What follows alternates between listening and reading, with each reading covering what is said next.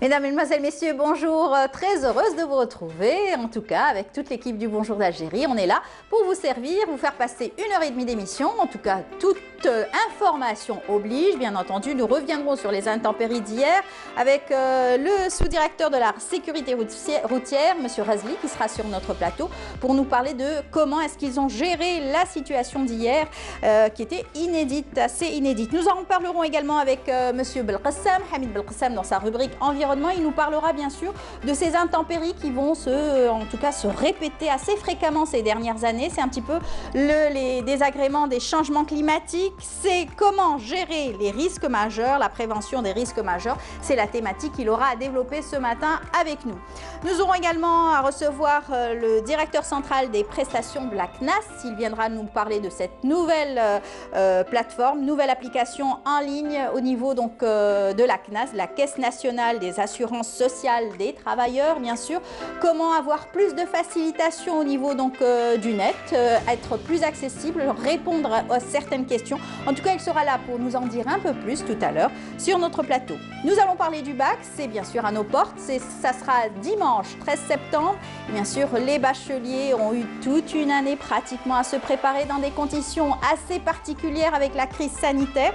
Nous aurons une coach de vie qui viendra nous parler donc de ces derniers jours, comment se préparer mentalement pour affronter ces examens.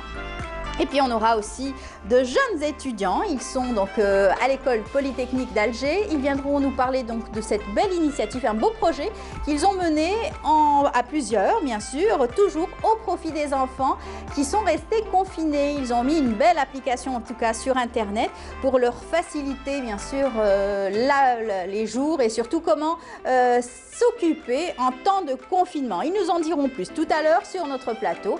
Et puis bien entendu, on va apprécier les nouvelles du ciel avec notre ami Amel Haribi dans un tout petit moment.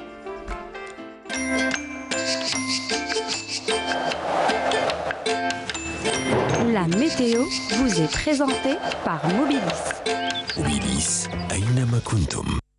Je suis très contente de retrouver mon ami Amel Haribi. Bonjour Amel. Également. Bonjour Amel. Comment ça va? C'est un plaisir. Oui, alors franchement, ça fait longtemps. On ne s'attendait pas exactement à ces intempéries d'hier. Oui, ça a été assez particulier. On a prévu de la pluie, mais pas autant. Pas autant. Pas autant de déluges. Voilà. Et surtout de dégâts perturbations au niveau donc, des routes. Exactement. Ça, c'était...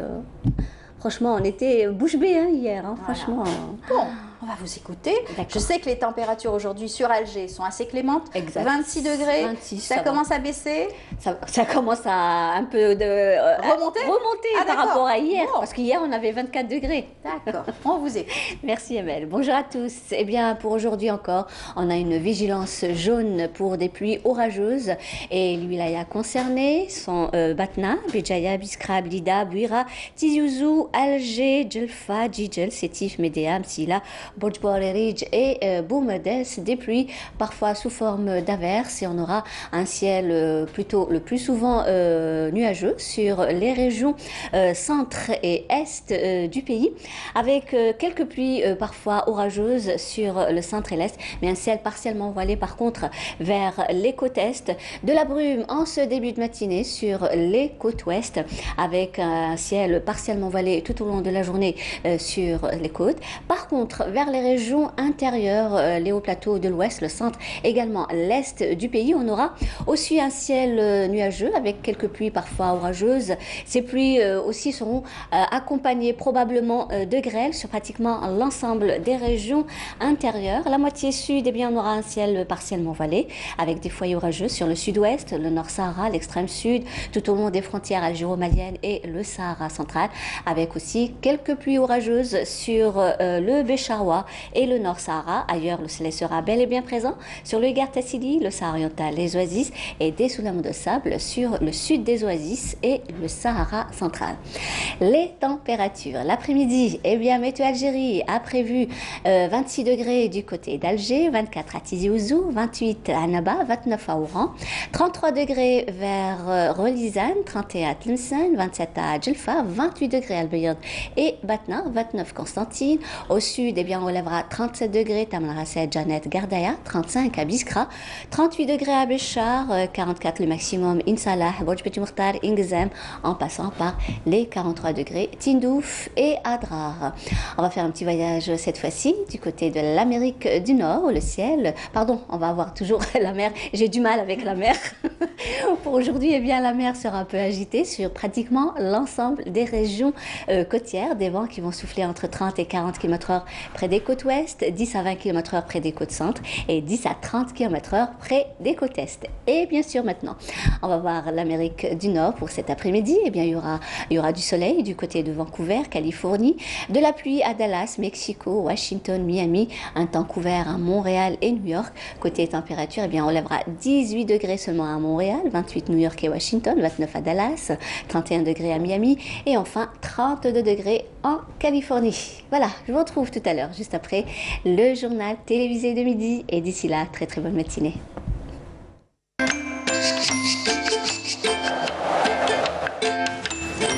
La météo vous est présentée par Mobilis. Mobilis, أينما كنتم.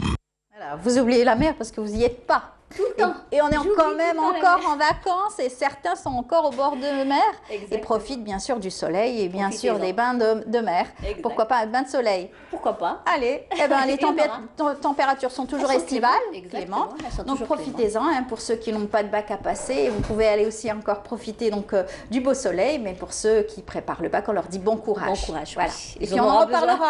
hein, on en reparlera bien entendu Le stress au du bac. moment venu. Merci Amel. C'est moi qui vous remercie. Toujours un plaisir pour recevoir dans Bonjour C'est d'Algérie. partagé. Voilà. C'est un grand plaisir pour À moi tout à aussi. l'heure. Allez, on vous laisse repartir avec une belle chanson. C'est Merdi des Triana d'Alger qui nous chante Mi Amor. On se retrouve juste après.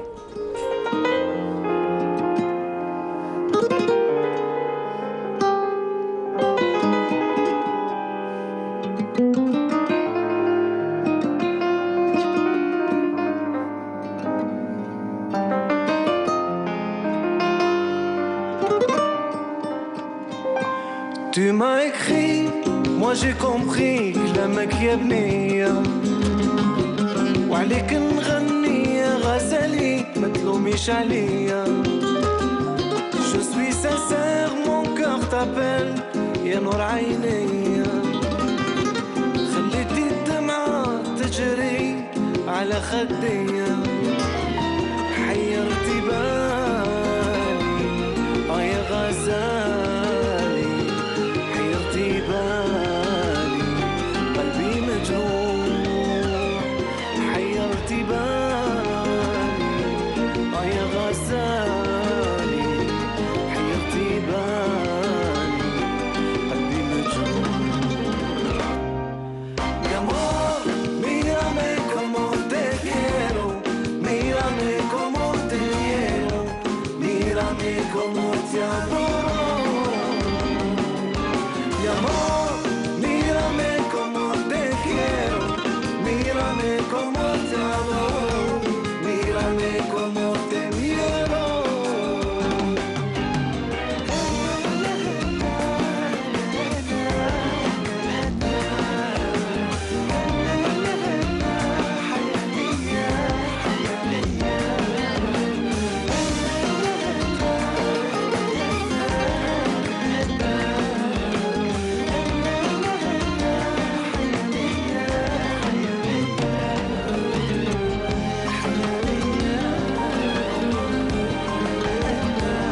Je suis fidèle, mon cœur t'appelle يا نور عينيا. وعليك نغني يا غزالي ما تلوميش عليا. Tu m'as écrit, moi j'ai compris كلامك يا بنية. خليتي الدمعة تجري على خديا. حيرتي بالي يا غزالي. حيرتي بالي قلبي مجنون. حيرتي بالي يا غزالي. حيرتي بالي قلبي مجنون. Mi amor, mírame como te quiero. Mírame como te quiero. Mírame como te adoro.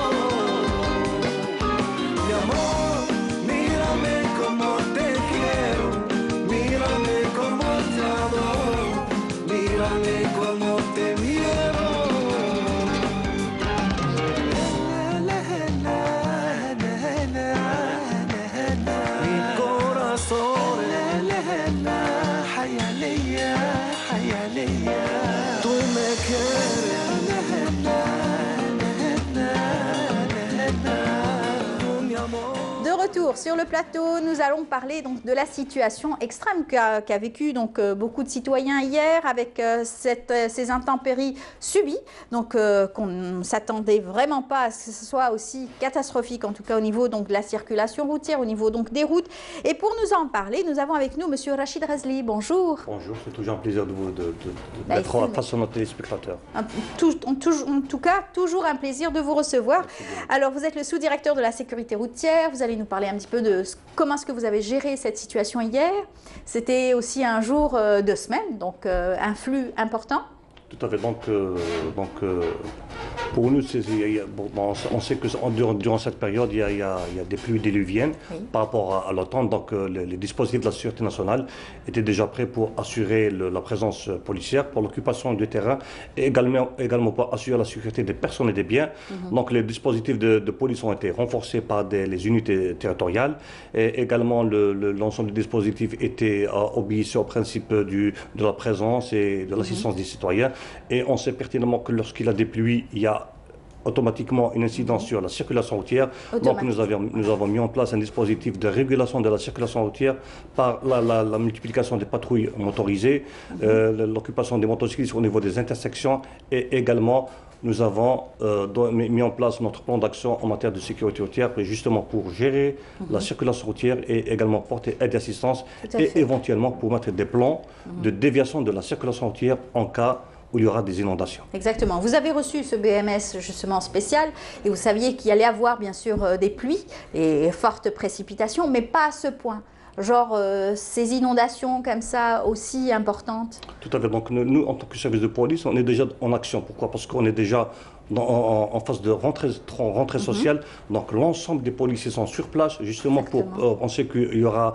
Le flux circulatoire va augmenter, la mobilité des citoyens aussi va augmenter, il y aura la rentrée sociale et scolaire. Voilà. Donc, et puis il y a les examens en ce moment. Tout à fait. Donc tous les dispositifs sont sur place. Donc la Sûreté nationale était présente et, alhamdoulilah, nous avons pu aider les citoyens et les assister.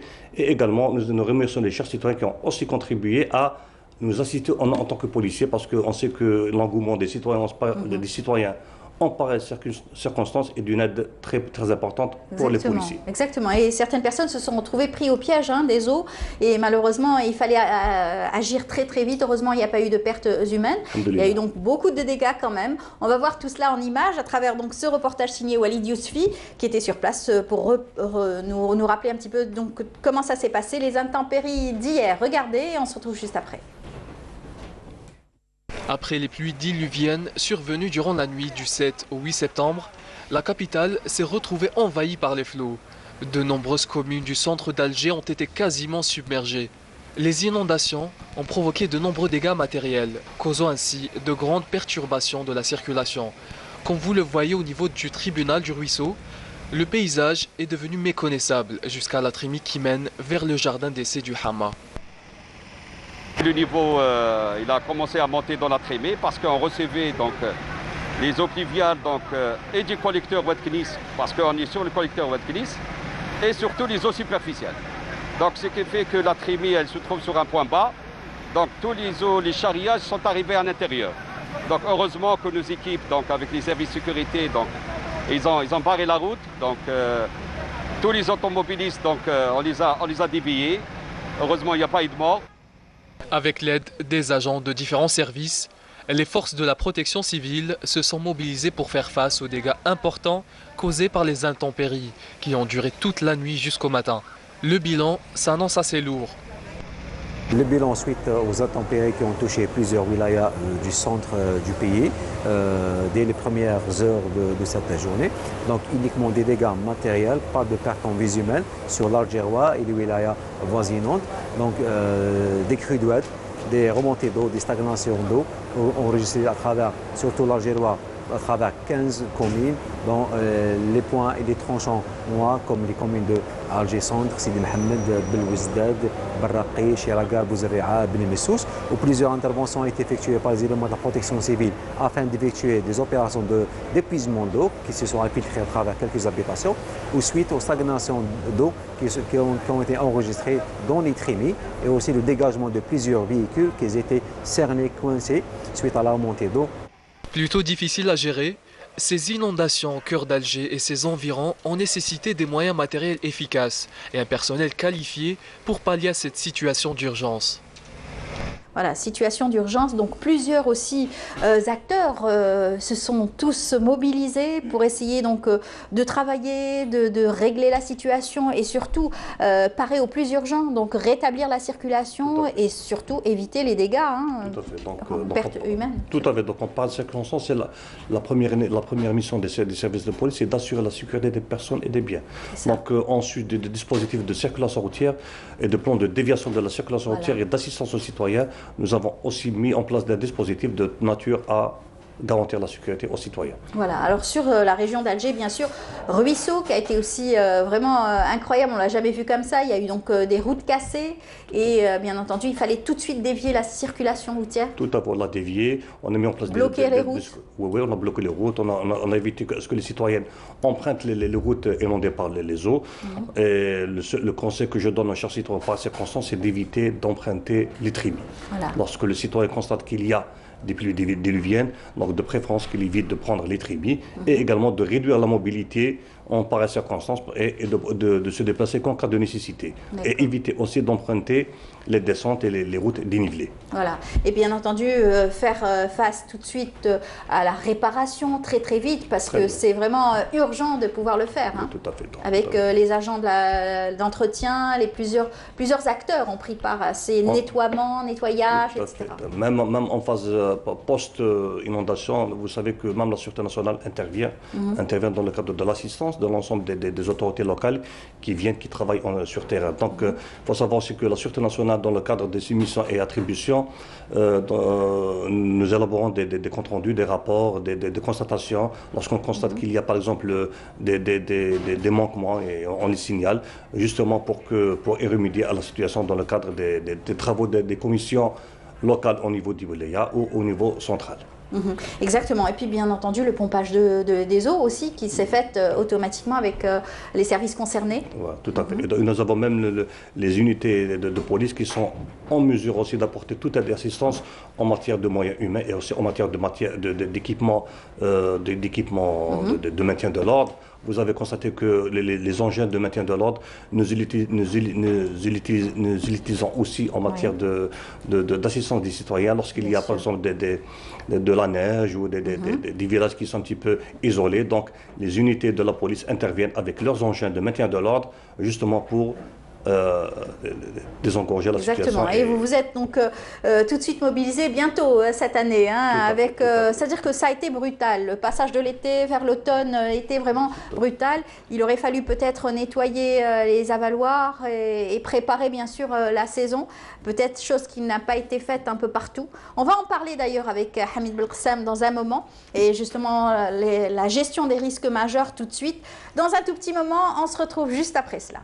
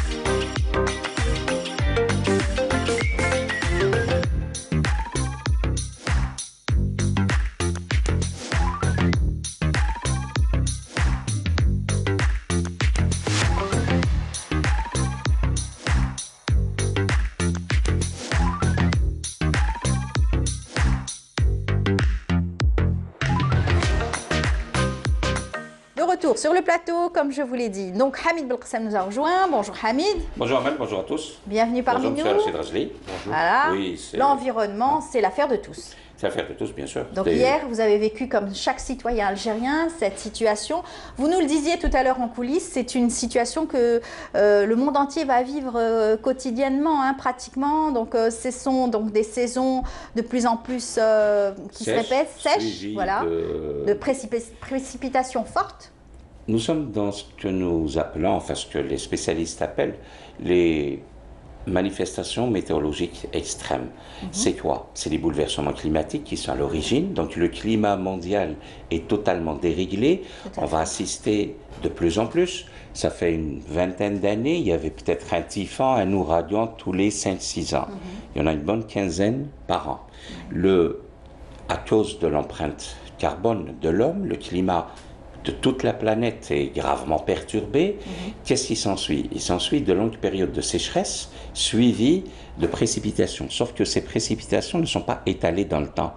Donc on va devoir subir et essayer un tant soit peu de diminuer l'impact de ces bouleversements climatiques sur notre quotidien.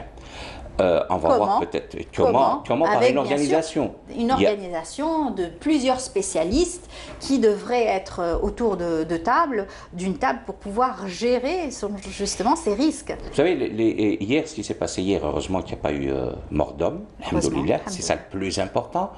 Les services météo avaient annoncé le BMS. Donc à partir de là, chacun a une part de responsabilité. Vous savez, dans les risques majeurs, on a l'habitude de dire, le risque majeur, c'est une SPA, c'est une société par action, où chaque intervenant a un certain pourcentage.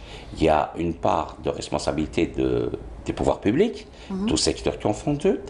Il y a une part de responsabilité du citoyen. Lorsqu'il n'y a pas urgence, on ne sort pas. Lorsqu'on ne sort pas, on ne devient pas acteur. Parce que lorsqu'on prend la responsabilité de sortir son véhicule alors qu'il y a un BMS et qu'on sait que ce véhicule-là peut être à l'origine d'un accident, d'un encombrement, lorsqu'il peut être à l'origine d'un blocage pour permettre aux services de sécurité de passer pour essayer de placer des motopompes et tout, et que la circulation est gravement perturbée, on devient acteur de ce désordre-là. Donc il faut être bien conscient. La réglementation doit pouvoir aussi être réaménagée de telle manière qu'à partir d'un certain classement des BMS, les gens sont beaucoup plus invités à rester chez eux. Les services de police qui font du bon travail. Il faudrait qu'on arrive aussi à fermer certains axes routiers dès lors qu'il y a des alertes. C'est ce qu'ils ont fait d'ailleurs automatiquement, hein, très vite. Hier, mais ça ne suffit pas. Pourquoi? Parce que à la base, il y a l'homme, il y a le citoyen. Lorsque le citoyen n'est pas quelque part pénalisé parce qu'il jette un petit peu partout, vous savez, quand vous allez dans le détail du détail, moi je me rappelle, ça fait un peu plus d'une année, on avait suivi à Bermolad Reis les travailleurs d'Ashrout qui avaient nettoyé des canalisations. Et moins d'une semaine après, je dis bien moins d'une semaine après, il y a eu de très fortes précipitations. Une jeune femme est décédée, noyée dans les flots alors qu'il y avait 50 cm dans la boue. Elle est morte. Elle a été repêchée vivante, elle est morte. Et parce qu'il y avait énormément de bouteilles en plastique dans les avaloirs qui empêchaient l'écoulement naturel de l'homme. Et donc c'est une action de non-civisme qui a entraîné mort d'homme.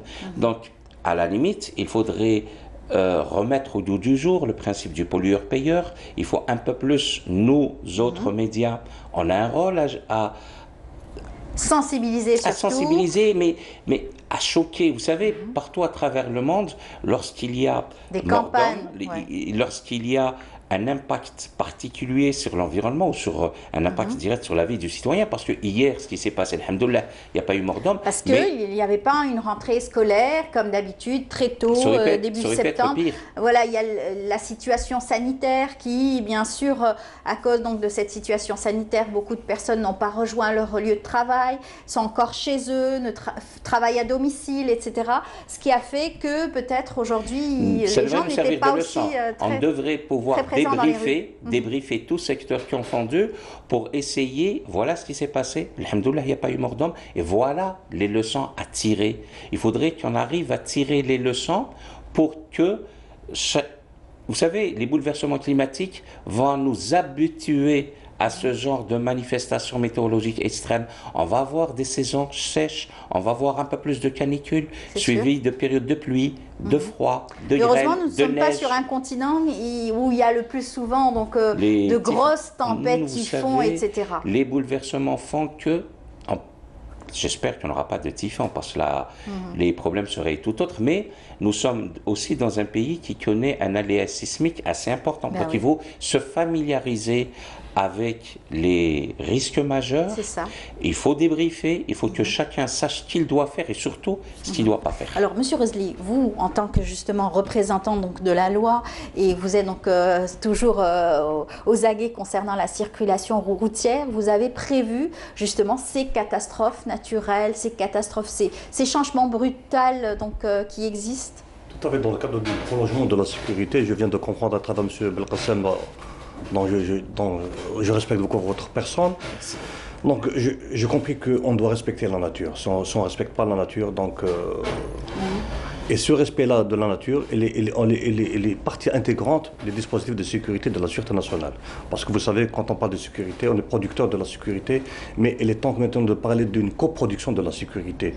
Tout le monde est concerné et la sécurité, c'est une partie intégrante dont on a parlé tout à l'heure. Donc c'est ça la sécurité. Donc le dispositif de sécurité de la Sûreté nationale, on travaille, on est là, mais aussi ceux qui sont concernés doivent aussi contribuer et constituer aussi un prolongement de... Une assise aussi très importante. Vous gérez souvent des événements, des grands événements que vous essayez donc de gérer la circulation, gérer le flux bien sûr des citoyens, etc. Mais dans le cas où c'est inattendu, quand c'est une catastrophe naturelle, j'imagine que vous aussi, au préalable, vous avez ces situations d'urgence que vous êtes habitué à gérer. Tout à fait. Donc en matière de sécurité, on n'improvise pas. Oui. On ne peut pas dire que c'est quelque chose d'inattendu. Tout est planifié, tout est géré. Parler d'inattendu, c'est comme par exemple se délaisser de sa mission. Donc nous, en tant que Sûreté nationale, nous avons ce qu'on appelle les dispositifs d'intervention en cas de catastrophe. Nous avons des plans d'intervention, des plans de défense et même des plans de ramassage de nos policiers en cas de situation très grave. Donc nous sommes un corps, une institution en mesure de répondre à toute situation, en toute urgence et en toute circonstance. Donc, vous travaillez avec les scientifiques parce qu'il y a donc plusieurs scientifiques qui travaillent justement sur ces risques majeurs qui sont de plus en plus présents. Et l'ensemble des dispositifs sont actualisés chaque année. Et ce, sur la base de ce qu'on appelle du REP, le retour d'expérience professionnelle. Donc le retour d'expérience, il est à chaque fois mis de l'avant, on se réunit. Il y a même, chaque jour, il y a des policiers qui ont cette mission de le commandant d'unité ou le responsable sur le terrain. Il y a des briefings et aussi des débriefings, justement pour s'assurer à ce que le policier accomplit la mission essentielle. Même au niveau central, même au niveau des départements ministériels, nous intervenons et nous saisissons l'occasion justement pour profiter de tout retour d'expérience et dans lequel nous intégrons au niveau des dispositifs de la Sûreté nationale. Tout à fait. Alors avec Hamid, on a eu à parler justement des risques majeurs avec des scientifiques aussi qui étaient venus nous parler donc d'expériences étrangères aussi en la matière. L'Algérie est au confluence, j'allais dire, de des plaques tectoniques. Donc, le risque était le plus connu, le plus subi, c'était le risque sismique. Mais il y en a d'autres. Au niveau des Nations Unies, on les voit de plus en plus. Les inondations, il y a une dizaine de risques. Il y a les risques liés à ce qu'on appelle les catastrophes naturelles, mais il y a aussi les risques industriels. Vous savez, lorsqu'on construit sur un pipe, lorsqu'on construit à proximité d'un ouvrage type ligne de haute tension, lorsqu'on construit en bord de mer, il se pourrait qu'on puisse avoir des dégâts. C'est pour ça que depuis 2004, il y a la loi 04-20, la loi relative à la prévention des risques majeurs à la gestion des catastrophes dans le cadre du développement durable. Elle date de 2004. Sauf qu'entre-temps, il n'y a pas une progression dans tout ce qu'on appelle d'outils d'aide à la décision. C'est vrai que depuis 2011, l'Algérie s'est dotée d'une délégation nationale au risque majeur qui est là pour... création récente, qui est là pour essayer de gérer, de sensibiliser, de surveiller, sauf que il faut des outils d'aide à la décision. La météo en est un. L'Agence spatiale algérienne en est un. La protection civile et la sûreté nationale, tout comme la gendarmerie nationale, sont un outil. Mais il faudrait qu'il y ait un peu plus de concertation. Pourquoi ? Lorsque l'Agence spatiale algérienne s'est dotée, nous avons le plaisir d'avoir en Algérie 6 satellites dans 5 satellites d'observation, la ZAL peut faire la cartographie de toutes les zones inondables. Maintenant, sur le terrain, est-ce que au niveau des APC, nous avons un monsieur risque majeur? Ce n'est pas le cas, ce n'est pas encore le cas. Il faudrait monter à un échelon un peu plus élevé au niveau de la circonscription administrative, la daïra ou la wilaya, pour avoir un monsieur catastrophe. Et à ce moment-là, est-ce que ce monsieur catastrophe qui serait le point de relais avec voilà, les ce autres. serait le coordinateur, le point focal, pour pouvoir interpréter une cartographie satellitaire, et qu'est-ce qu'il y a lieu de faire à travers les différents plans Orsec, qui doivent être, comme l'a dit si bien dit M. Rosli, doivent être réactualisés. Après, il y a une coordination à travers l'ensemble des intervenants. On ne peut pas, dans ce cadre précis, ne pas penser aux autorités locales, sur l'autorité mahliya, les APC, les services de nettoyage. C'est un ensemble qui doit être... C'est une machine qui doit être rodée pour pouvoir affronter, parce que les risques, ils sont toujours là. Ils ne font qu'augmenter. On a vu ce qui se passe régulièrement, on le voit sur les chaînes de télé. Dans le sud du pays, par exemple. Dans le sud du pays. Les inondations. Dans le sud du pays, c'est un peu plus... Il y a le facteur aggravant parce que, en général, lorsqu'il pleut, dans le sud, ça crée beaucoup de dégâts parce que il y a un aspect qui me chagrine un petit peu. Vous savez, quand on gère mal le réseau hydraulique national, quand on laisse les autorités déverser, transformer les oueds dans des charges. Ça se fait malheureusement dans l'Algérie de 2020. Lorsqu'on voit des APC envoyer leurs camions de ramassage des ordures ménagères, les déverser dans un oued, c'est qu'il faut tirer une sonnette d'alarme parce qu'après le oued va déborder et générer des inondations. Donc c'est un ensemble. Il faut un peu plus de sensibilisation. Nous autres médias, nous avons une responsabilité en matière de sensibilisation parce qu'il faut montrer les images. C'est un ensemble de gestes non civiques, donc de la population ou carrément donc, des services concernés, qui malheureusement, vous nous le rappelez assez souvent dans notre émission, à chaque fois. Je le rappelle parce que dans le cadre de la loi, vous savez, la loi sur les risques majeurs impose le droit d'informer les citoyens, parce qu'un citoyen qui est informé, il est sensibilisé, il va réagir de mieux en mieux. Si on ne dort pas sur nos lauriers, Amel, parce qu'il y a eu hier, il y a eu des dégâts, alhamdoulilah, encore une fois, il n'y a pas eu de dégâts humains. On doit maintenir le cap et sensibiliser les gens régulièrement pour que au prochain BMS, les gens vont essayer d'arriver en retard ou essayer de s'informer avant de prendre la route. Exactement. Il va falloir aussi rester très prudent parce que c'est encore une fois la nature qui reprend ses droits, donc le changement climatique et surtout, bien sûr, l'installation de l'automne qui s'installe carrément. Et on va dire qu'aujourd'hui, vous subissez les conséquences d'hier, donc le changement climatique et surtout ces intempéries brusques. Aujourd'hui, la circulation est comment ? Maintenant, la circulation est toujours fluide aujourd'hui, mais hier, nous avons constaté une congestion de la circulation routière. C'est quelque chose de tout à fait normal parce que vous savez que c'est comme en économie. La circulation routière obéit au principe de l'offre et de la demande. Donc, plus l'offre augmente, plus la demande en réseau routier va nécessiter obligatoirement une augmentation.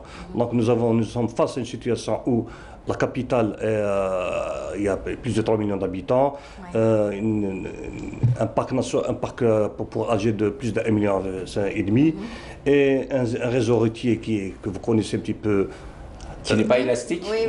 Donc, avec des pénétrantes sur les routes, donc il y a à chaque fois des embouteillages. Mais ce qui est sûr, c'est que nous sommes présents pour assurer la circulation et garantir aussi la fluidité de la circulation. En tout cas, déjà, hier après-midi, c'était plus ou moins fluide. C'était déjà... Sincèrement, ça a été réglé. Sincèrement, jusqu'à présent, ce n'est pas parce que je suis dans le métier, mais sincèrement, on fait du bon travail en matière de gestion. En tout cas, on fait du bon travail par rapport à tous les efforts consentis par la Sûreté nationale, aussi par rapport à toutes les instructions que nous recevons et tout l'intérêt que nous accordons à la mobilité des chers citoyens. Et vous allez devoir gérer aussi l'examen du baccalauréat ce dimanche, Inch'Allah, sur tout le territoire national, bien sûr, avec la réparation, bien sûr, des routes pour certains axes aussi, très vite, pour assurer le bon déroulement de cet examen, Inch'Allah.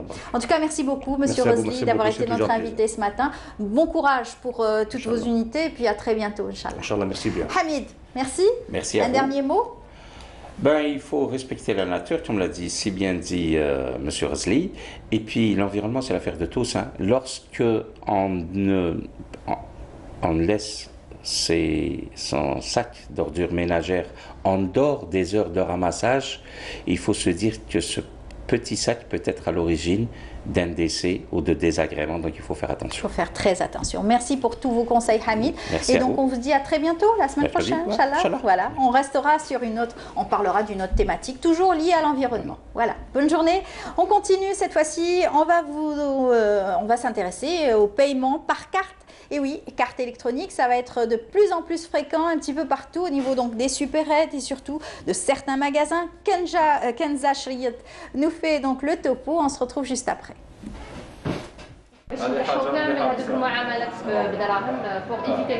Ratiba, représentante de la direction du commerce, a pour mission de sensibiliser les commerçants à utiliser des modes de paiement électroniques. D'autant plus que les terminaux de paiement électronique sont gratuits. En effet, Algérie Post assure la gratuité de tous les services liés à son exploitation, l'abonnement, connectivité, installation et formation sur l'utilisation-maintenance pour une période de 2 ans. Il faut juste que les opérateurs économiques se présentent au service des PTT, fournir le dossier qu'il faut pour avoir l'appareil. Tout est gratuit, et c'est une opération qui est obligatoire. Surtout qu'il y a la pandémie du Covid, donc c'est pour diminuer les contaminations et les transactions qui se font directement par les billets. Voilà. La représentante de la direction du commerce insiste sur l'aspect méthodique de cette façon de paiement. Surtout que le PTT راهم يديروها gratuitement. باك تروح بريزونتي روحك كاين un dossier à fournir, je sais pas غير le registre de commerce ويجيوهم يبلاصيو كل حاجة. D'autres sont plus au point et utilisent cette technique depuis longtemps, comme le cas de cette pharmacienne. Ça fait 2 ans que nous utilisons le paiement par carte électronique. C'est un avantage pour le commerçant, notamment pour les pharmacies, parce que les gens, quand ils viennent payer le tarif de référence, souvent, soit ils n'ont pas d'argent sur eux, soit ils n'en ont pas, carrément. Donc avec la carte électronique, ça facilite facilement donc le système de paiement, et donc on ne fait pas de crédit pour le client. Le terminal de paiement électronique permet aux porteurs de cartes Dahabia et SIB de payer leur achat par carte, d'éviter ainsi la manipulation du cash et de déplacement dans le bureau de poste pour retrait d'argent. Voilà, de retour sur le plateau, eh bien, on en reparlera bien sûr de ce paiement par carte parce que ça va être effectif de plus en plus cette année et puis surtout à partir de 2021. Nous allons parler bien sûr de la Caisse nationale d'assurance sociale. Avec nous, Monsieur Abdelhafid Djahri. Bonjour. Bonjour madame. Bienvenue parmi nous. Merci à vous. Vous êtes donc le directeur central des prestations de la CNAS, oui. Et vous êtes là pour nous parler un petit peu de ces prestations, l'amélioration bien sûr de ces prestations, surtout pour les assurés sociaux, tous ces bénéficiaires. Qui sont ces bénéficiaires aujourd'hui? L'éventail était un peu plus élargi aujourd'hui? Très bien. D'abord, merci pour cette invitation. Merci pour cette formidable occasion pour justement revenir sur un sujet d'importance pour les citoyens algériens. Vous savez, la sécurité sociale est le service public par excellence. C'est une institution qui existe depuis longtemps. Depuis longtemps. Elle a connu une formidable évolution en termes de management, en termes d'amélioration des conditions générales de prise en charge de nos assurés sociaux. Et pourtant, il y en a toujours qui se plaignent. Bien sûr, écoutez, je ne fais pas un satisfait, bien sûr, il y a toujours des sociales. On va mettre en avant d'abord des choses positives. Bien sûr. Et on essaye de revoir nos insuffisances pour les améliorer, en fait. Exactement. L'essentiel, c'est d'être à l'écoute. Et ça a été le cas, et c'est aujourd'hui l'objectif, la mission principale et le programme de travail de notre secteur. Et qui procède, en fait, du programme de l'État algérien pour améliorer le fonctionnement et les services rendus par l'ensemble de l'administration et les services publics. La sécurité sociale, comme j'ai dit, est un service public qui n'échappe pas à cette obligation. Vous êtes déjà, il faut le dire, sur tout le territoire national. Vous avez plusieurs agences, plusieurs bureaux. Alors, cette exigence de modernisation tient trois facteurs. D'accord. D'abord, la population concernée. Vous savez, plus de 80% de la population algérienne est concernée par la sécurité sociale, couverte. Et une population qui ne cesse d'augmenter. Bien sûr. Donc, c'est déjà un facteur qui nous amène à penser à améliorer en permanence nos prestations, parce que cette population, avec un degré de conscience aussi important, est exigeante en termes de prestations. C'est ça. Ça, il faut le... Deuxièmement, la nature de notre système de sécurité sociale. C'est un système à vocation universelle qui couvre les 9 branches de sécurité sociale, comme prévu d'ailleurs par la Convention de l'Organisation internationale du travail, la Convention 102. Ça fait très peu de systèmes, c'est les systèmes les plus développés, qui offrent cette couverture pour les 9 branches. C'est vrai, c'est vrai. Ça, c'est... Donc, si on devait comparer avec certains... C'est un deuxième facteur. Troisième facteur, vous savez, la sécurité sociale est un formidable trésor de données statistiques.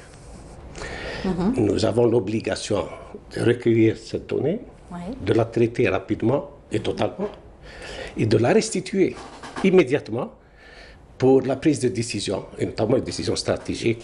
C'est ce que nous faisons. Les statistiques au niveau donc, du ministère de la Santé, par exemple. Sécurité sociale. Oui, sécurité sociale. Non, d'assurer les consommations, parce que la sécurité sociale est intimement liée à la santé. Parce que nos offrons comme prestations sont liées principalement avec la santé. C'est l'assurance maladie, la prise en charge des risques, maladie, maternité, invalidité, accident de travail. Handicapés, oui. C'est ça les risques. Donc, toutes ces personnes sont prises en charge par la sécurité sociale. Et qui sont prises en charge et en lien intimement avec la santé. C'est ça. Donc toutes les dépenses, que ce soit prestations en nature pour les soins de santé ou les prestations en espèces, les revenus de remplacement, sont dédiées à la couverture des risques de santé que peuvent éventuellement, avec lesquels on peut être confronté au cours de la vie, parce que la vie n'est pas un long fleuve tranquille. Et bien sûr. Qui ouvre droit? Alors, les travailleurs, les personnes inscrites. J'ai dit que notre système est un système universaliste. C'est tous les assurés sociaux. Nous avons les travailleurs salariés. Oui. Les stagiaires. Nous avons ce qu'on appelle les catégories particulières, qui sont, ce pas des salariés, c'est les apprentis, les stagiaires, les handicapés, les personnes, les étudiants, les moudjahidines, etc. Voilà. Et nous avons ce qu'on appelle les inactifs, qui sont les retraités, les rentiers et les pensionnés. Les pensionnés d'invalidité ou de retraite, ou carrément les accidentés, les rentiers suite à des accidents de travail. Donc, nous avons les 3 catégories, avec leurs ayants droit. Exactement. À telle enseigne qu'aujourd'hui, c'est 80% à 85% de la population algérienne qui plusieurs catégories, justement. Les 3 catégories essentielles à gérer. Les prestations sont connues. C'est des prestations qui sont liées à ces risques, à ces branches. C'est des prestations en nature, c'est les soins de santé. Tous les soins de santé, les médicaments, l'hospitalisation, les examens, l'appareillage, justement, le transport sanitaire. Vous avez dû justement réagir très vite avec cette crise sanitaire. Oui, très bien vite, sûr. Il fallait aussi parer au plus urgent.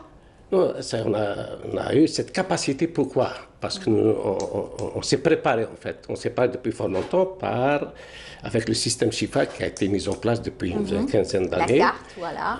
C'est pas que la carte, c'est tout un système de gestion. Donc les implications sont à court et moyen terme sur l'organisation et le fonctionnement du système de sécurité sociale algérien. Donc cette réaction face à cette épidémie, parce qu'on a pris des mesures assez importantes en termes d'assouplissement, on a pu les prendre parce que nous disposons d'un système de gestion qui est le système Shifa, qui est un processus complexe de conception, de construction et de développement des prestations. Et justement, pour parler de la plateforme Lehena, c'est une nouvelle plateforme, justement. Ça me donne enfin, une nouvelle plateforme, mais qui a été un service. À chaque fois, voilà. C'est un service. Vous savez, chaque fois qu'une procédure classique peut être gérée par un système électronique, de préférence en self-service. Pour faciliter. Ce sont des gains extraordinaires. De temps d'abord pour l'assuré. Et pour l'assuré. C'est un gain en ce qu'on appelle un coût public. L'assuré, quand il avait besoin de venir chez nous, il avait besoin d'un jour de repos, prendre un congé, ou carrément de s'absenter de son travail. C'est un coût pour la collectivité, pour l'État et pour lui-même, en cas d'absence. Il a besoin de venir, de prendre son véhicule, un taxi, un bus, c'est un coût. Et s'il prenait son taxi et son voiture, il va falloir qu'il trouve un stationnement auprès de l'administration à laquelle il s'adresse. C'est bien sûr toute une chaîne. Hein? C'est toute une chaîne. Ça, c'est le coût public. Pour l'administration que je représente, le fait d'avoir dématérialisé ces services, d'abord, c'est des ressources humaines. En moins? Non, en plus, pour nous. Celles qui étaient dédiées initialement à la prise en charge de cette fonction vont être affectées à d'autres tâches qui sont peut-être pas du tout assurées ou même pas bien assurées. Donc, c'est des ressources humaines en plus. En plus, mais en moins, en fait, moins de charges de travail. Moins de charges de travail. C'est un plus pour nous, c'est un gain. Oui. C'est un gain financier. Vous savez, je vais vous donner un exemple. Je vais en parler tout à l'heure dans le... On va voir peut-être ensemble, la plateforme justement, le Hana. On va voir ensemble le reportage, puisque c'est une plateforme qui existe depuis assez longtemps, mais qui est constamment renouvelée, remise au goût du jour. Absolument. On va voir bien sûr ces dernières mises à jour à travers donc cette plateforme El Hana. C'est un reportage signé Sarah Derbel. Permettre à l'assuré social salarié d'envoyer son certificat d'arrêt de travail à distance, une nouvelle option insérée récemment par la CNAS dans son espace El Hana. Objectif, améliorer les services offerts à ses usagers. Non, pour cette application, et je suis ravi. Ayant déjà eu des contacts avec la CNAS et aussi dans le domaine de contrôle médical, je suis très content pour ça, au moins maintenant pour qu'il n'y ait pas trop de monde au niveau de la CNAS. Ça évite toujours les déplacements. C'est juste le téléphone, directement. Le nouveau produit de la CNAS qui vise à moderniser l'administration et à numériser tout ce qui est paperasse et à radicaliser tout ce qui est aussi paperasse au niveau de notre administration, et cela pour améliorer le service public au niveau de notre caisse ainsi qu'au niveau de toutes nos structures. L'assuré peut le lancer à travers Mandaro de chez lui, 7 jours sur 7, 24 heures aussi. Il peut même vérifier où il a l'arrêt de travail. Et c'est pas seulement ça, parce que il y a des activités dans le Hana. Et pour compléter ce dispositif, d'autres services seront introduits prochainement. La prochaine étape, c'est relatif. S'il y a un lancement d'arrêt de travail et s'il y a la numérisation d'un dossier médical de l'assuré, c'est automatiquement qu'il va y avoir une suite. Cette suite qui c'est de recenser tous les assurés qui viennent chez nous afin de leur enlever le numéro de téléphone تاعهم. وهذه العملية هذه راهي تصير jusqu'à ce que on récolte tous les numéros de téléphone تاع tous nos assurés باش تكون عندنا une banque de données complète pour cette opération inchallah اللي راح تكون dans l'avenir inchallah. Une application qui non seulement améliore le service aux assurés sociaux, elle permet aussi de faciliter la tâche aux employés de la Caisse nationale des assurances. كل سير سيستم يكون لاري طرافا يمشي سير سيستم يلحق لنا لهنايا ومن بعد توصلوا لا كونفوكاسيون للدار ولا دونك اوتوماتيكمون تنقص عليكم تنقص علينا الخدمه ومام لاسيوري تجي سهله. Plus de 80 salariés ont déjà déposé leur congé de maladie à travers la plateforme El Hana. Il est à rappeler que cette application permet à l'assuré social de retirer son attestation d'affiliation, faire le suivi du remboursement des frais de soins, demander sa carte Chifa et permet à l'employeur et aux administrations demandeuses du document d'affiliation de procéder à son authentification. Voilà, de retour sur le plateau après justement avoir vu cette prestation. Donc vous pouvez aujourd'hui pianoter sur votre téléphone ou carrément sur votre ordinateur et pouvoir accéder à différentes explications concernant la caisse de sécurité sociale. Avec bien sûr des réponses et surtout quand on veut envoyer par exemple son congé, on peut l'envoyer comme ça. Oui, aujourd'hui c'est possible. L'opération est en phase pilote en fait. Je vais essayer d'éluder cette question, mais je vais parler de ces choses qui sont aujourd'hui éprouvées et opérationnelles. Vous avez, la dame a parlé d'attestation d'affiliation. Je voulais tout à l'heure en parler par rapport aux gains. Vous savez, en 2019, nous avons délivré plus de 5 500 000 attestations d'affiliation. Nous avons digitalisé cette fonction. Très bien. Okay. Alors, vous savez, 5 500 000 attestations, c'est 11 000 rames de papier. En moyenne, la rame de papier coûte 500 dinars en moyenne. Donc c'est des gains de 5 500 000 dinars immédiats. Du pays aussi, oui, bien sûr. Donc c'est ça en fait, la digitalisation, l'intérêt c'est celui-là. Or, nous sommes absolument résolus de digitaliser tous les process. Mais ça se fait d'une manière méthodique, graduelle. Parce qu'il ne faut pas chauffer la... Je dis c'est un processus de conception, de construction assez laborieux et complexe. C'est ça, et puis ça permet aussi un gain de temps énorme. Absolument. Et le HANA, c'est le fruit de ce développement de notre système informatique. Cette plateforme, c'est la digitalisation des services que nous rendons à nos assurés sociaux. D'accord. En particulier... Par simple clic, il a un accès à un portail, il met son numéro, il accède à un dossier qui lui est propre. Dans ce dossier, il y a des informations générales, avec même une localisation géographique par rapport à son centre d'affiliation. Très bien. Et il peut consulter ses remboursements, ses remboursements en prestations en nature, ses remboursements en prestations en espèces. Ils peuvent demander une prestation, comme la carte à puce aujourd'hui, on peut faire une demande à partir de ce site, en faisant la demande et en scannant la photo. Donc on a pratiquement digitalisé et c'est des gains énormes. Il peut également recevoir des notifications, parce que ce service-là, en fait, il faut garder deux mots clés. C'est d'abord en ligne, il est interactif. En ligne, il nous permet de communiquer avec nos assurés, nos chers assurés. Et donc cette communication, c'est grâce au réseau qui a été mis en place grâce au système Shifa. Il est interactif parce qu'en plus de la communication, on permet d'échanger des informations. C'est ce qui est important. Voilà, on ne va pas trop s'étaler parce que malheureusement on n'a pas beaucoup de temps aussi. Mais ce qui est formidable aussi, c'est pour les personnes âgées qui sont à 100% donc, remboursées à partir de 75 ans, c'est cela? Attendez, vous corrigez, oui, vous corrigez, allez-y. La prise en charge, le niveau de prise en charge est à 80%. D'accord. Très bien.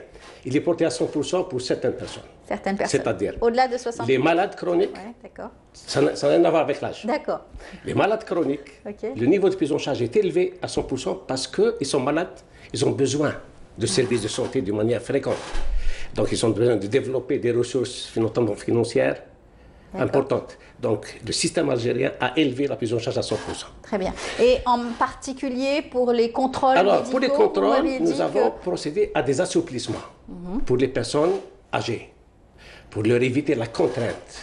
Pour bénéficier d'une prestation, on n'a pas besoin de le soumettre au préalable à une contrainte de contrôle. On le contrôle a posteriori. Voilà. Et puis, eux aussi peuvent aussi entrer dans cette plateforme et pouvoir être plus informés. Nous avons aujourd'hui 295 156 personnes qui ont adhéré à ce compte. Ce que nous souhaitons, c'est d'amener tout le potentiel d'assurance à utiliser ce dispositif, ce procédé, pour les gains dont on vient de parler. Ben voilà, en tout cas, j'espère qu'on a été clair pour les téléspectateurs ce matin.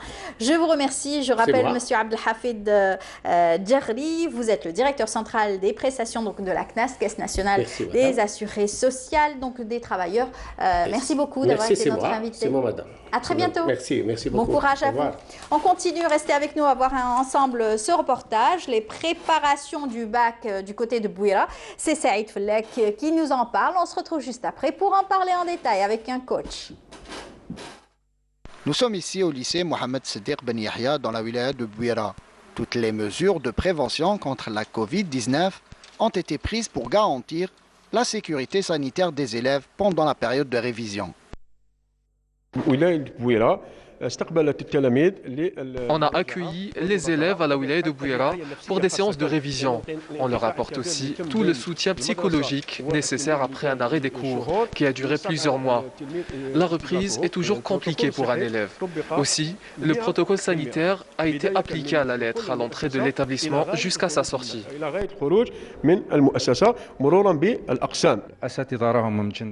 Les enseignants sont mobilisés. Ils sont satisfaits de ces cours qui permettent la révision des programmes du premier et du deuxième trimestre. On est confiant. Les élèves assidus devraient avoir les résultats escomptés. يتبع المراجعة كما يجب نحن متفائلون إن شاء الله بالنتائج تكون طيبة. Ces cours de révision ont été bien accueillis par les élèves dans l'optique d'une préparation idéale à l'examen. Ces révisions nous permettent de nous replonger dans l'ambiance des cours et de la préparation du baccalauréat. On profite de ces révisions pour bien nous préparer à l'examen final. On était loin des classes pendant 5 ou 6 mois. Il était donc important de retrouver le rythme des cours. Je remercie le ministère de l'Éducation pour cette initiative. Nous sommes restés éloignés des bancs de l'école pendant presque 7 mois. Nous étions livrés à nous-mêmes. Mais avec ces séances de révision, on se prépare bien à l'examen. À l'instar de ces cours de révision dans les autres classes de l'établissement, on a déjà entamé la période d'inscription pour la prochaine année scolaire 2020-2021. De retour sur le plateau, eh bien, on va parler bien sûr de ces bacheliers qui s'apprêtent à vivre aussi des journées aussi très intenses avec bien entendu cet examen du baccalauréat et surtout cette situation assez inédite pour eux. La crise sanitaire est venue là perturber un petit peu leur cursus scolaire cette année. Depuis le mois de mars, ils sont pratiquement à la maison. On va en parler avec notre coach Fatma Zohra Ben Ali. Bonjour. Bonjour. Bienvenue parmi nous. Merci. Pratiquement chaque année, on vous reçoit pour parler donc des préparatifs, donc du baccalauréat, comment préparer les enfants et surtout les bacheliers à affronter ces examens. On est là pour les booster tout d'abord. Oui. Et on les félicite pour cette année. Cette année, c'est unique. C'est unique. C'est toutes les années précédentes et celles de maths qui vont les envier pour ces 6 mois de révision et pour ces 2 trimestres seulement de leçons. Alors, moi, j'aime toujours positiver les choses. Je sais qu'ils ont le moral bas parce que pour eux, c'est le corona, ils sont restés à la maison 6 mois. Mais il faut voir le côté positif. C'est seulement 2 trimestres de révision. Et 6 mois de révision, c'est super, c'est super. Et ça a été dur quand même de pouvoir réviser en temps donc, de confinement, en temps aussi, c'est assez inédit de travailler durant l'été. En général, l'été, c'est les vacances et rien faire. Et là, avec la chaleur, les élèves ont été obligés de rester confinés dans leur chambre pour travailler. Mais si on voit le côté positif, il y a eu beaucoup d'audiovisuels cette année. Il y a une nouvelle chaîne qui est à l'UNTV qui a diffusé beaucoup de cours et beaucoup d'audiovisuels. Ils étaient là, assis dans un environnement agréable, très très agréable, pas comme à l'école. Et vous savez, à l'école, les gens du terminal et du BEP, ils n'ont pas le même contexte que ceux du première et deuxième année. Ils sont tout le temps stressés quand ils voient une personne devant qui a mieux révisé qu'eux. Ils pleurent même. Il y a des gens qui pleurent. Ils sont tout le temps stressés. Moi, je veux voir le côté positif de cette année. Très bien. Ils étaient à la maison, un endroit agréable, avec leur maman, avec le café devant eux, avec le thé. Je leur félicite pour cette année et je suis très très positive pour les résultats. Beaucoup d'audiovisuels. On a parlé l'année passée d'utiliser les sens. Ils ont utilisé tous leurs sens. L'audiovisuel, c'est mieux que la révision parce que quand on révise, c'est seulement les yeux. Mais en audiovisuel, c'est les oreilles, les yeux.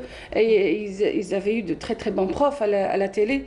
Et ils pouvaient même changer de chaîne, même si c'était pas le NTV, il y avait d'autres on peut trouver aussi beaucoup de cours à distance. Il existe aujourd'hui beaucoup de cours à distance pendant les 6 derniers mois. On est d'accord sur ça et on remercie tout le monde. Vous savez, il y a même des profs c'était des volontariats qui ont diffusé beaucoup de cours. Et moi, je trouve que cette année, ça va être un très très grand pourcentage de réussite. Inch'Allah. Alors, comment faites-vous pour essayer de booster? Alors, les années précédentes, il y avait eu donc des rencontres avec donc des élèves, des bacheliers, certains qui pouvaient s'inscrire pour faire des exercices de respiration, par exemple, pour le bac. Là, c'est tout à fait autre chose. Cette année, c'est plus le stress. Et moi, je ne comprends pas ce stress. Je pense que le stress des parents, il reflète sur les enfants. Le stress des parents est double. Ah oui. Cette année. Et là, je parle aux parents, je leur dis, boostez vos enfants, ils ont eu de la chance. Parce que les parents, vous savez, ils n'ouvrent pas les cahiers, ils ne voient pas les livres. Si vous allez ouvrir les cahiers, c'est 20 feuilles d'apprentissage en histoire au lieu de 60, 30 feuilles en géo au lieu de 50. Les parents ne voient pas ça. Ils voient son fils sur le lit, chose que j'aime pas. Il ne faut pas réviser sur le lit parce que la circulation de sang, elle est très mauvaise quand on est allongé. D'accord. La tête, elle devient très très lourde. Il faut être assis sur un bureau? Pas vraiment, mais il faut être assis. Il faut être assis. Les pieds croisés sur un lit, sur un bureau, mais il vaut mieux être assis. Là, on ne va pas je ne veux pas approfondir sur les révisions. Il ne reste que 3 jours. Là, j'insiste sur l'audiovisuel. S'il y a quelqu'un qui a mal révisé l'histoire, géo, tout ce qui est apprentissage, il n'a que revoir l'audiovisuel et je préfère que ça soit sur la télé. Pour ceux qui ont des smart télé, je préfère qu'ils ne révisent pas sur les smart... sur les téléphones. C'est petit, on ne voit pas bien, etc. Donc, vous pouvez carrément vous brancher sur laissez votre la télé télévision. à vos enfants ces jours-ci et brancher sur la télé il vaut mieux réviser sur les télés pour que ça ait un truc agréable. Comme si je suis en train de voir un film. Là, quand je vous vois, je peux redire à ma copine tout ce que vous avez dit, sachant que je n'ai pas appris à ce que vous avez dit. Mais parce que j'étais dans un contexte agréable. Essayez d'avoir des contextes agréables ces 3 jours. Moi, je préfère la révision audiovisuelle. Il ne reste pas beaucoup de temps. Ceux qui ont révisé le maths physique, c'est bon. Le maths, tout ce qui est technique, je préfère que ça soit arrêté. Ils ont fait suffisamment d'exercices, de cours, je fais etc. confiance à nos enfants. Je sais très bien. Il faut se reposer là. Pas se reposer carrément, mais audiovisuel. Regarder la télé, brancher sur YouTube, revisionner les cours et dormir bien. Alors, on va parler sur les 5 prochains jours du bac parce que c'est très très important. L'hygiène de vie donc de ces bacheliers. Voilà. Bien manger, bien dormir. Peu manger. Ah bon? Ah oui, nous on parle tout le temps de bien manger, mais il faut manger très très peu. On a tout le temps dit que l'estomac... Les mamans ont tendance à gâter leurs enfants à la veille, etc. Tiens, je t'achète beaucoup de steaks, mais c'est très chocolats, Non, il faut manger trop léger parce que je le dis et je le redis à chaque fois. L'estomac utilise 60% de l'énergie du corps. Alors si on connaît le mécanisme de quelque chose, on peut l'utiliser. Comme je suis pilote, j'utilise tout le temps le modèle de la voiture par rapport au corps humain. Alors, si on dit comment marche la voiture, on dit automatiquement l'essence ou le gasoil. Mais non, il faut changer l'huile pour le moteur, il faut changer le liquide pour le radiateur. Nous, on ne va pas sur le corps humain, le côté l'huile et radiateur. Bouffer, manger. Mais l'estomac, ce n'est pas l'essentiel. Vous savez, quand quelqu'un est malade, vous voyez à l'hôpital, il diminue au maximum le manger. Et quelquefois sérum, mais il peut vivre avec du sérum pendant 20 ans. Pourquoi est-ce qu'ils font ça? Ils diminuent l'utilisation de l'estomac pour avoir le 100% de l'énergie pour le corps. Nous, on va faire la même chose. On va diminuer l'utilisation de l'estomac. Ça sera des soupes légères, de la banane seulement. Il y a des gens, pas de frites. Mais bon, il y a des gourmands. S'il vous plaît, pas de frites. Et les gourmands ils ont besoin de ça pour se sentir bien. Mais pas de pâtes, pas de frites, parce que ça va vraiment alourdir la tête. D'accord. Et on aura envie de dormir. Et on ne pourra pas très très bien se concentrer. Alors les 5 prochains jours de bac, s'il vous plaît, un petit déjeuner léger, un petit café avec du chocolat, ceux qui n'aiment pas le café, parce que le café il booste les neurones du cerveau. Pas vraiment le lait. Le lait il alourdit un peu l'estomac. On essaie de alléger l'estomac pour avoir le maximum d'énergie pour le cerveau. D'accord. Alors si on peut enlever le lait, tant mieux. Alors chocolat, et ceux qui n'aiment pas le café, ils mettent du café avec du chocolat. D'accord. Alors, je parle souvent du raisin sec. Alors, les gens pensent que le raisin sec, c'est pour le sucre qu'il a dedans. Mais non, scientifiquement parlant, le raisin sec est un stimulateur de neurones. Même les handicapés, ceux qui ont des handicaps moteurs par rapport à tout ce qui est cervical, ils mangent du raisin sec. C'est très bon. Ah oui, ça booste? Ça booste les neurones. Alors, mettez du raisin sec dans la poche de vos enfants, dans le cartable de vos enfants, dans les tables de vos enfants. Tout le temps prendre du raisin sec la matinée pour bien booster. Avec les raisins secs, en général les noirs, on dit qu'ils sont meilleurs encore. Beaucoup plus. Mais ceux qui n'ont pas les moyens, ils peuvent prendre n'importe quel genre de raisin sec. Ils sont trop chers les noirs. D'accord. Alors, j'insiste, du café noir, ceux qui n'aiment pas le café noir, du chocolat avec, du raisin sec et des fruits. Entre midi et 2h. Vous savez, le bac qui se termine à 11h, je pense. 11h jusqu'à 14h. C'est très lent, 3 heures. Les élèves, j'insiste pour les élèves et pour les parents, parce que généralement, ils sont avec eux entre 11h et... Ne parlez plus de l'examen de la matinée.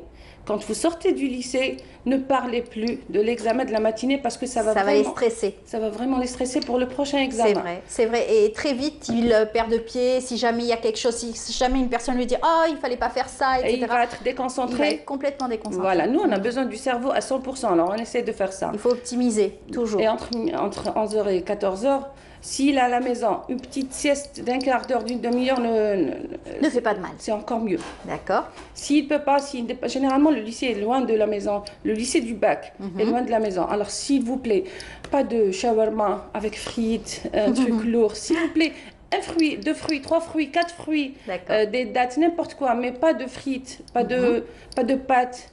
Essayez d'alléger l'estomac pour que vous restez éveillé. Encore un petit café à 14 h. Vous ne pouvez pas rentrer l'après-midi comme tout le monde. L'après-midi, on est vraiment KO. Essayez de manger léger et ne pas prendre... Prenez un petit stimulant, un petit café, du chocolat noir. Justement, vous parlez des stimulants. Est-ce que les stimulants donc, synthétiques sont utiles? Est-ce qu'on peut donner de la vitamine C? On peut donner bien sûr peut-être Vous savez, tout ce qui est phyto, hein, beaucoup plus. Dès aujourd'hui, là on est à 4 jours avant le bac. Pour la mémoire. Moi j'encourage beaucoup la vitamine D3. Nous on parle de la vitamine D3 vis-à-vis au soleil, on en a parlé au corona, mais c'est un antistressant. Le soleil est un antistressant dans la vitamine 3. Parfait. Nos enfants sont en plein stress. Le magnésium est un antistressant, mais au temps du corona aussi j'ai vu ça. Les gens prennent du magnésium et du zinc la matinée. Non, c'est un antistressant. Il détend les muscles. Alors, on le prend généralement le soir. Oui, et c'est tout le monde qui le prend de bon matin. C'est le soir. Alors, l'élève, quand il rentre à la maison, à 17 h, on n'en parle pas de l'examen de la matinée. S'il vous plaît, les parents, ne demandez rien et laissez ça de côté. Une petite soupe, il faut dîner. Vous savez, à l'étranger, on ne parle plus de dîner. Il dit souper. Le soir, il soupe. Nous, en Algérie, le plat le plus copieux, c'est le soir. Parce que tout le monde se rejoint et se retrouve. Malheureusement. Alors, pour nos enfants, pour nos bacheliers, on essaie de les faire souper. S'il vous plaît, une petite soupe avec un tout petit peu de viande. La viande, elle est très, très, très lourde pour l'estomac. Très difficile à digérer. Alors, elle va prendre beaucoup d'énergie. Et notre enfant, s'il a besoin de réviser, on le laisse parce qu'on ne peut pas... On est réaliste. Et s'il a envie de le faire, il va le faire. On ne va pas le... Voilà. Vous n'allez pas pouvoir l'arrêter. Mais j'insiste sur l'audio. La révision audiovisuelle. S'il peut faire une révision audiovisuelle, il l'a fait. S'il n'a pas d'internet chez lui, il n'a qu'à demander à sa sœur de le faire, d'entendre. Je veux qu'il utilise ses oreilles. Je veux qu'il utilise plusieurs sens. Demander à l'un de sa famille de lui faire réviser. Il ne faut pas qu'il soit seul parce qu'il va stresser. Il ne saura plus par où commencer. En plus, beaucoup de câlins si c'est possible. Moi-même, je ne le fais pas souvent pour mes enfants, je m'excuse, mais il faut vraiment beaucoup de câlins pour nos enfants parce qu'une forte énergie positive est très, très, très importante. Vous savez, j'insiste pas sur les cours parce que je sais très, très bien que les cours ne sont pas très, très difficiles cette année.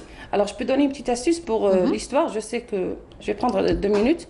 Alors, je suis prof d'histoire en même temps pour les gens du terminal et ils ont 50 dates à apprendre. Et c'est très difficile pour eux. Qu'est-ce que je fais? On dessine la main. Si vous remarquez, la main, il y a 1, 2, 3. Alors, sur les 2 mains, il y a 30. Si on ajoute les 3, on a 36 cases. On dessine une main. On la dessine grande dans une feuille blanche. Et on met une date sur chaque case. D'accord. 1er novembre, 5 juillet, n'importe quelle date. Voilà. Alors, si vous visionnez les mains dessinées, alors vous faites ça. 1er novembre, 1954, 5 juillet. Alors, vous visionnez. Après, quand vous allez toucher n'importe quelle case, vous allez vous souvenir automatiquement de l'année et du jour. Voilà. Et de l'événement. Sur la feuille blanche, vous allez écrire sur les cases telle date, l'événement, telle date, l'événement. Ils ont 55 dates à apprendre, les gens du terminal, toutes les branches, maths, physique, sciences, ça je le sais. Alors ils sont très très stressés par rapport aux dates. Ça c'est une petite astuce et je sais que après 10 ans, après le bac... C'est des astuces bien sûr. Ils auront... Voilà, ils vont s'en rappeler. Ça sera la case de telle et telle et telle date. Comme ça, on va sauver presque 36 dates. Très bien. C'est une belle astuce, en tout cas. Voilà, ce qu'on peut dire, c'est bonne chance à tous ces bacheliers, bonne chance aux parents parce qu'ils le méritent. Ils ont eu une année assez difficile entre, bien sûr, ce qui s'est passé, la crise sanitaire et surtout cet examen à gérer. C'est un examen qu'ils attendent depuis très longtemps, les parents. Ah oui. Pour moi, je l'ai dit l'année passée, c'est la fête à la maison. Je demande aux parents de faire un climat de fête à la maison. Parce que je sais que les parents, ils sont trop stressés. Je l'ai dit l'année passée, je le redis chaque année. S'il vous plaît, les parents, ouvrez les fenêtres, laissez rentrer le soleil et mettez une ambiance de fête. à la Inch'Allah. maison. Comme ça va augmenter le moral des enfants et tout ça, va les aide à booster. stimuler. Voilà. Parfait. Ben, merci beaucoup. Je rappelle Fatma Zohra Ben Ali, vous êtes coach et puis on a aussi l'occasion de vous recevoir en tant que pilote automobile puisque vous faites du rallye. Donc aujourd'hui, vous avez eu cette casquette donc, de coach. Donc bonne chance à vous et à très bientôt. On se reverra probablement. Inch'Allah. Inch'Allah. On va continuer toujours avec des conseils et surtout de belles innovations. Cette fois-ci avec nos étudiants, brillants étudiants. Ils ont fait l'école polytechnique et ils vont être sur notre plateau pour nous parler de cette plateforme qu'ils ont mis en ligne pour les jeunes qui sont restés à la maison confinés. Eh bien, en attendant, je vous invite à suivre ce reportage signé Sarah Derbel qui nous fait justement découvrir un autre groupe de jeunes qui créent des plateformes. Regardez, on se retrouve juste après. L'heure de la pause est terminée. Ces jeunes ingénieurs et développeurs d'applications sont décidés d'aller jusqu'au bout dans leur projet. Ambitieux et volontaires, ils forment une équipe supervisée par l'un de leurs confrères, Ma'amri Ali. Leurs produits, des plateformes numériques payantes ou gratuites, mais très utiles. On a des jeunes entre 20 et 30 ans. ندو تاني الجو تاع العمل هذاك يحفزك باش توجور تقدم اكثر توجور تعلم توجور تكون ميو في الدومين تاعك. نقدروا نفسو نيمبورت كال ابليكاسيون ديفلوبي مش على فرنسا امريكان. حنا تاني نقدروا نخدموا صح شويه. Ici, on propose une idée, on la débat et on échange les avis afin d'optimiser le nouveau produit, c'est-à-dire la nouvelle application. À l'exemple de cette plateforme spécialisée dans l'appel vidéo à distance qui a été développée par l'ensemble de cette équipe. La partie recording, هذه اللي زادها عبد الرزاق البارح. La partie recording elle est bien. Ça il faut mettre un message. باللي كون كوا حنا on n'enregistre pas les réunions. Ça veut dire c'est au client, ça veut dire من بعد كي هو يديها يبغي enregistrer les réunions à son niveau et les enregistre sans passer par nos serveurs. Exécuté avec brio, ce large choix d'applications reflète les compétences de ces jeunes qui espèrent des encouragements de la part des pouvoirs publics. الدولة احنا ما نستناو والو نستناو لا كونفيونس. عندنا دي زابليكاسيون كيما جي بي اس ماي سيلف راهي تيليشارجي اون ماس صدير في الجابون في لا كوري دو سود لي يو اس ا. عندنا صدير الشاب الجزائري اللي متخرج من الجامعه الجزائريه عنده القدرات صدير باش ينافس صدير الشركات العالميه. Qui va doucement arrive sûrement, telle est la devise de ces jeunes Algériens qui apposent par leur savoir-faire un Made in Algeria authentique. Made in Algeria, bien c'est aussi le fruit donc de ces Algériens qui sont parmi nous ce matin. Ils sont donc de l'école polytechnique, ce sont de jeunes étudiants. Ils vont nous parler de cette belle innovation qu'ils ont mis en place. Ça a duré quand même 8 jours et ils vont nous expliquer comment est-ce que ça a été intense au sein donc de cette équipe de 18 personnes. Alors avec nous Hind Manel Benmeradi, bonjour. Bonjour, merci. Bienvenue parmi nous. Merci beaucoup. Alors vous aussi vous êtes donc étudiante en génie industriel à l'école nationale polytechnique. Vous êtes en 3e année? Oui, exactement. Bienvenue. Et Anis Terki, bonjour. Bonjour, merci Bienvenue. pour l'invitation. Selmek, vous aussi, vous êtes étudiant en automatique à l'école nationale polytechnique. Vous êtes en 4e année. Exactement, 4e année. Et vous allez commencer votre projet l'année prochaine, c'est ça? Oui, Inch'Allah, l'année prochaine. Mais en attendant, vous avez eu cette belle initiative de gérer vos connaissances et surtout réunir vos connaissances. Vous étiez un groupe de 18 personnes. Oui, c'est ça. En fait, avant de commencer, on va parler un peu du club qui a organisé ça. C'est le club d'activité polyvalent de l'école nationale polytechnique. Oui. Donc, le CAP, c'est un club qui a été créé en 2010 par l'initiative de 3 étudiants qui voulaient juste nettoyer l'école. Et entre-temps, le club a grandi. On fait maintenant plus de 10 événements par an. Wow. Oui, donc parmi nos événements, on a le Charity Festival où on a fait même un passage ici pour l'événement. Oui, on les reçoit assez souvent, les étudiants de Polytechnique, et ils sont brillants parce qu'on les aime beaucoup, parce qu'ils ont toujours de bonnes idées, des innovations. Ils font donc des projets avec des entreprises. Ils sont très créatifs. Exactement. Vous êtes très créatif. Merci. Donc, on avait fait le Charity Festival où c'était une fête foraine pour récolter de l'argent pour les orphelins. On avait aussi fait SMS où c'était une simulation de marché boursier pour initier les étudiants au marché boursier. On avait aussi Wikistage qui était dernièrement janvier. C'était l'opéra d'Alger qui était suivi une semaine après de Rihla Fizman qui était une pièce théâtrale et musicale qui a raconté l'histoire de l'Algérie depuis, je pense, 1400 1730 jusqu'à l'indépendance. Bravo. Ouais, En tout cas, ce qui est en plus, c'est-à-dire en plus de vos études qui sont pas simples, c'est des études assez lourdes, contraignantes aussi, mais qui ont, c'est-à-dire qui ouvrent toutes les portes. Hein. En fait, je suis étudiant en Polytechnique. Oui. En fait, notre slogan c'est polytechnicien par choix, enfin capiste by passion. Donc on fait ça par passion, c'est purement par passion et par plaisir qu'on fait ça. Voilà, mais on sait que les plus bûcheurs vont en Polytechnique, c'est ça? Oui, justement, oui. C'est une sorte d'échappatoire aux études. Très bien. Alors, parlez-nous un petit peu comment c'est venu cette belle idée donc, de créer cette plateforme.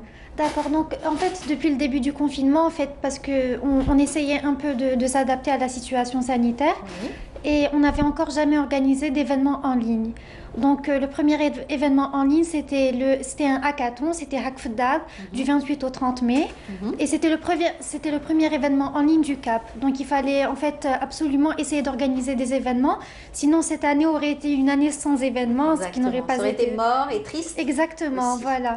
Donc voilà, pareil, on avait eu plus de 180 inscrits et 170 participants sur 29 équipes, etc. Et donc après, en fait, on a juste essayé d'adapter nos événements aux enfants confinés.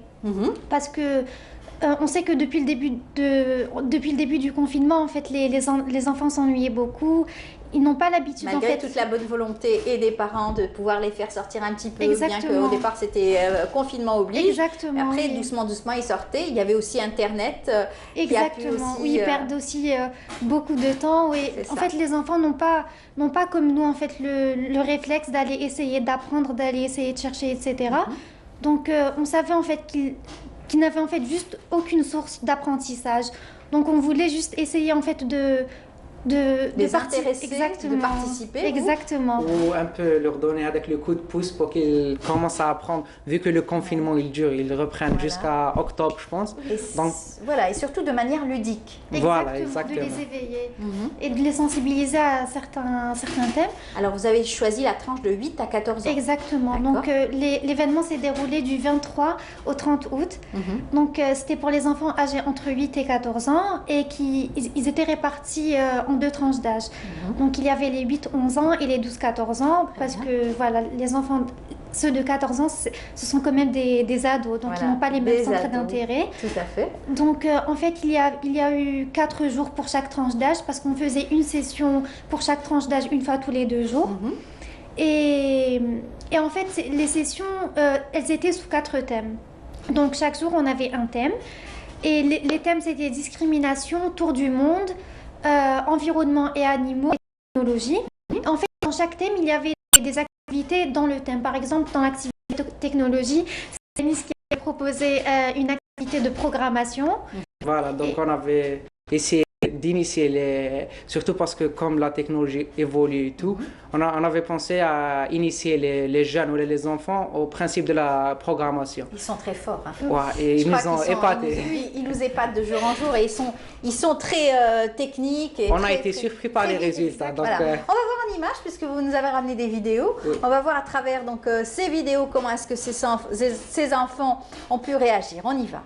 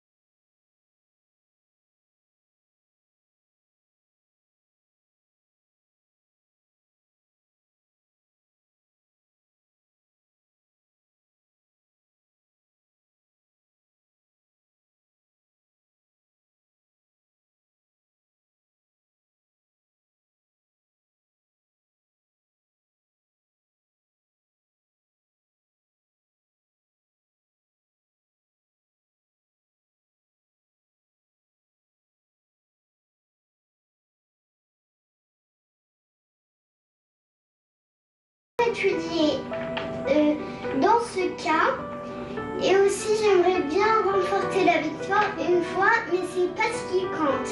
Au moins, j'apprends et c'est tout ce qui me fait le plaisir. Merci.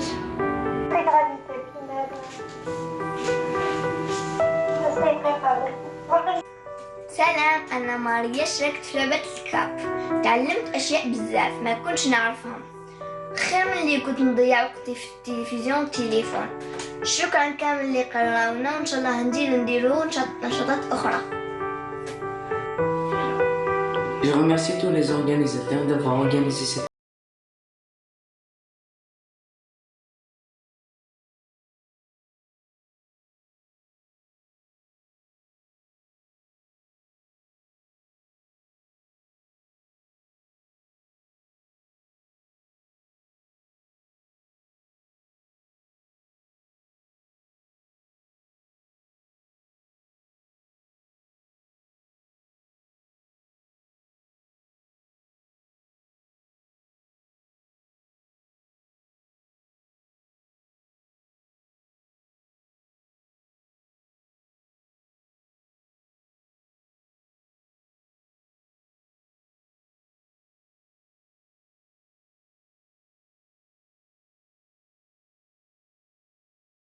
Alors, ils se sont fait un plaisir, en tout cas, de répondre et d'être présents. Et la petite que vous disiez, elle n'a pas été en finale? Non, finalement, elle n'a malheureusement pas gagné. Mais justement, en fait, on leur disait tout le temps que... Parce qu'en fait, justement, à la fin de chaque session, on essayait d'organiser des mini-quiz pour essayer de consolider les informations qu'on avait essayé de leur inculquer. D'accord. Et en fait, à la clé, il y avait une récompense. Et d'ailleurs, en fait, on voudrait remercier nos sponsors qui étaient en fait aidés. Oui, qui nous ont beaucoup aidés. En fait, c'était Iliano Toys, Top Sortie DZ, Laser Strike, 4Web et Planeuse DZ. En fait, ils nous avaient vraiment beaucoup aidés parce que ils nous avaient juste permis de leur offrir quelques récompenses.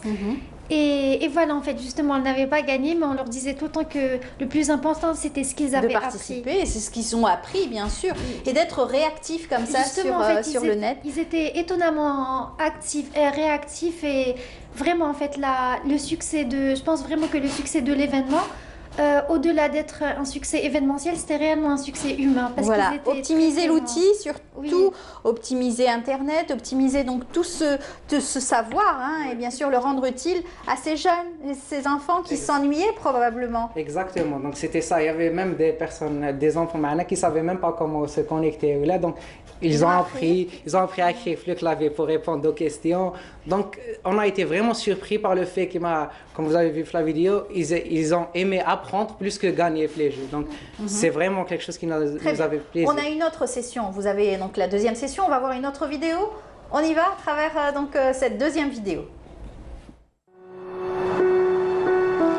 Il était une fois un enfant comblé des joies que la vie lui offrait. Le vent du nord caressait délicatement sa chevelure soyeuse, et les rayons du soleil réchauffaient chaleureusement sa peau câline. Les souvenirs de ses amis et de sa famille fusaient dans son esprit par milliers.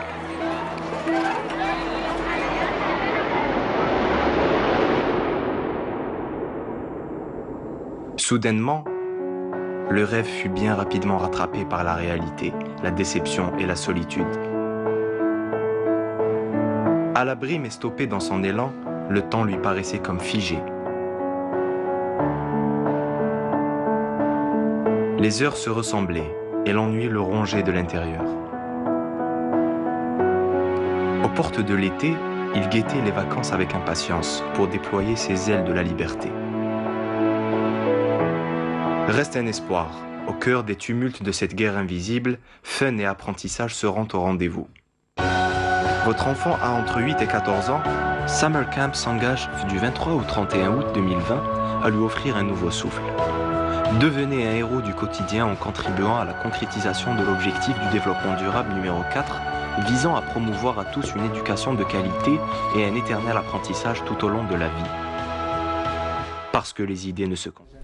Alors une belle présentation, ça c'était la présentation. Alors on aurait eu à la voir au début pour montrer un petit peu dans quel état d'esprit ces enfants devraient être et pour expliquer aux parents ce à quoi donc les enfants s'attendent. Exactement, voilà, oui, et finalement on y est vraiment arrivé. Voilà, tout à fait. Ben, bravo en tout cas avec cette belle présentation, l'effort donc du club tout entier qui a travaillé sur cette belle idée. Voilà, donc comme on avait dit au début, malgré les études et tout, on essaie toujours d'être présent, de contribuer à la communauté. On avait, en fait, cette fois c'était quelque chose de nouveau pour nous parce qu'on a l'habitude de travailler que des étudiants. Oui, c'était avec des enfants. Et cette fois-ci avec les enfants, oui, c'est voilà, assez inédit. On a été vraiment épatés, étonnés par...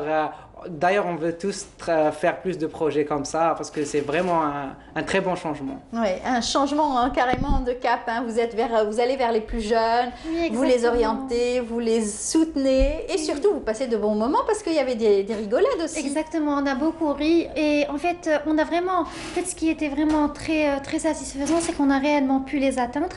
Par exemple, dans le thème de discrimination, on avait fait une activité d'initiation au langage des signes. Et en fait, à la fin, il y a eu un enfant qui nous a dit merci de m'avoir éveillé à ça. Il nous a dit j'ai un ami qui est malentendant, comme ça au moins je pourrais apprendre à communiquer avec lui.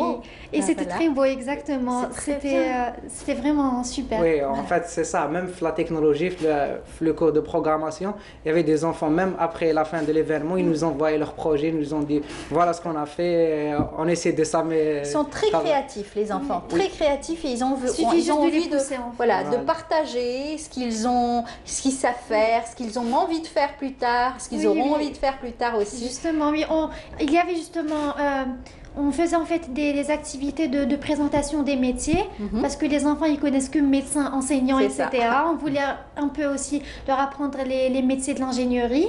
Et à chaque fois en fait, à la fin on leur demandait alors quel métier vous a le plus plu et tout. Et on voyait en fait que ces métiers-là ils leur plaisaient réellement.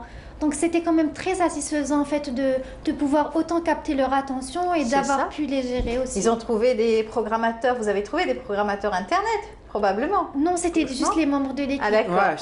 Justement en fait, je voudrais vraiment remercier toute l'équipe parce qu'on était 18 personnes et c'était vraiment 18 personnes en fait qui étaient très étonnantes. Oui, parce qu'on est encore étudiants, beaucoup n'avaient pas trop d'expérience pédagogique.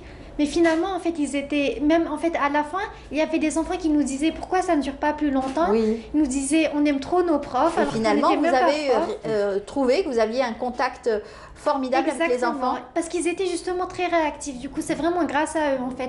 Je leur disais tout le temps qu'on avait fait une sorte de collecte des enfants les plus adorables d'Algérie. Parce que c'était partout en Algérie. C'est super. En tout cas, une belle expérience pour vous, que vous nous avez donc fait partager ici dans Bonjour d'Algérie ce matin. On vous souhaite bonne chance en espérant, puisque vous le disiez vous-même, refaire cette expérience et s'étaler un peu plus largement, puisque là, vous l'avez fait à travers les réseaux sociaux, mais peut-être que rappeler un peu plus de personnes, inviter plus de personnes à y participer. On aimerait bien, surtout que cette fois c'est la première édition, donc on avait un peu de mal à communiquer l'événement. Donc on compte vraiment faire une deuxième session, une deuxième partie plus grande où pourquoi pas la faire carrément pas en ligne mais en vrai. Pourquoi pas? Avant vos examens ou après vos examens? Non, après. Très bien, en tout cas on vous souhaite bonne chance pour vos études, à vous, et puis merci d'avoir été nos invités, merci d'avoir parlé si bien donc de cet événement, et puis on vous dit bonne chance. Merci à vous, c'est toujours un plaisir. Voilà, on est arrivé à la fin de l'émission, j'espère que vous avez apprécié en tout cas ces thématiques choisies pour vous et tous ces invités qui ont défilé sur nos plateaux. Merci à vous, on se retrouvera dès vendredi, Inch'Allah. En attendant, je vous dis donc à très bientôt. Et puis demain, vous retrouverez Iman Mahrougaras ici à partir donc de la station d'Oran. Voilà, à bientôt, au revoir.